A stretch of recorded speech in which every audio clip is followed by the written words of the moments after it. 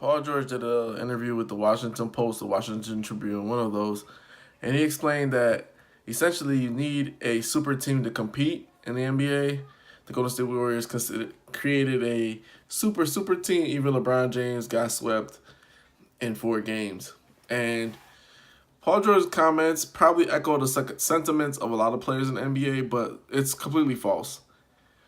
The Golden State Warriors, you can call them a super team all you want. They drafted all the guys that they have, except for Kevin Durant, and they traded for Iguodala, whatever the case is. But to say that, oh, like they're a super team, super team, unbeatable, etc., etc., Houston Rockets can disagree with that notion. They had them down 3-2, and they could have won Game 6 at the Golden State, or they could have won Game 7 at home. So they're not unbeatable. It's not like they've consistently gone through the playoffs 16-0.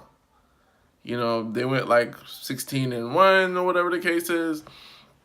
But the thing is, that sentiment that he's echoing, that feeling that he has, his comments just shows that he's not thinking of himself as the ultimate competitor. I can take this team down.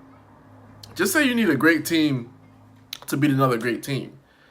Don't say that they're a super team. You need to match all these guys up, because if that's the case, when your free agency, Paul George, why didn't you go to LA and team up with LeBron and then form another super team? If it takes a super team to beat another super team, why did you stay in OKC? See, it's just like some of the things he says aren't congruent with what he does. So essentially, these guys have to stop feeling sorry for themselves and stop feeling sorry for their teams. You don't need a super team to beat the Golden State Warriors. You just need a collection of good players, a solid bench unit. You got 2 stars. Chris Paul and James Harden proved, hey, we're up 3-2 against this team. So Rockets aren't a super team. That notion is completely false. Like, even saying that LeBron James got swept by the Golden State Warriors. Well, the Pelicans didn't get swept. The Houston Rockets didn't get swept. San Antonio Spurs didn't get swept when they faced them in the playoffs this year. So that's just like a sorry excuse, man. It's just a sorry excuse. Like, these guys need to stop complaining, and they need to really get on their job. There was another article about Golden State reporter said that they don't see Kevin Durant ever going to the Lakers because he sees himself as LeBron's competitor. So they're competing, and they're just matching up their legacies. And that makes 100% sense. Like, why would he go and add more rings to LeBron James and attribute to LeBron's legacy and basically push him to be in the GOAT?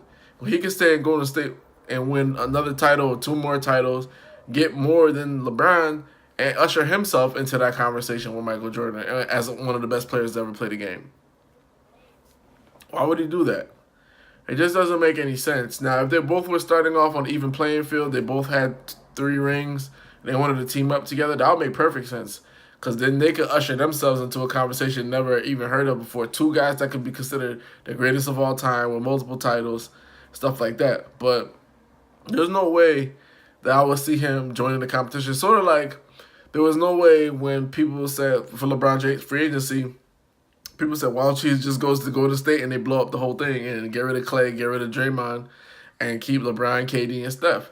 There was no way he was going to do that because, number 1, he's beat that team. Number 2, is it's a major rivalry. And number 3, the Cleveland fans basically could never forgive him because he's joining the team that stomped him out 3 of the last 4 years for a championship. Like, so, you know, if it was 1 championship, maybe he could possibly pull that off. But the multiple championships that they lost to Golden State, there was no way that he could really join them and add to their legacy.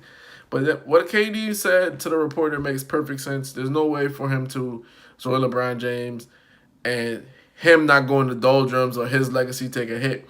And on the converse side, it's funny because now LeBron James' legacy resides in the hands of people like Kawhi Leonard. It resides in the hands of Kevin Durant. Like, the moves that they make matter. The teams that they play on matter now more than what LeBron does. And it's kind of weird that the NBA is turning into this where you could be a man amongst boys and basically take control of your legacy, now your legacy is determined by a whole bunch of external factors. Like when Mike was playing the game of basketball, he wasn't saying like, where is Karl Malone going? Where is John Stockton going? What's gonna happen to, et cetera, et cetera. Like maybe towards the end of his career with the whole Scottie Pippen situation. But other than that, he just played ball, and where where the chips fell, they fell. Like today, like these guys have to strategize so much just to protect their legacy and their brand, to the point where it's really not about basketball anymore. Like it's crazy if you think about LeBron. Like he really has to contemplate. All right, I couldn't get Boogie to come to LA. Who can I entice to come to LA with Jimmy Butler, Kevin Durant, Kawhi Leonard? Because I need to win more rings. Because going to LA means you have to win rings. Point blank, period. That's why Dwight Howard got up out of there, because he wasn't about that culture quite yet. And he was injured, but that culture is different. LA's culture, Celtics culture, is different culture because they know what it takes to win. They know about winning. And that harkens back to what Paul George was saying. Maybe that's why he didn't want to go there, because he doesn't know about that life. Hoops Junction, where hoops meets Hoopla.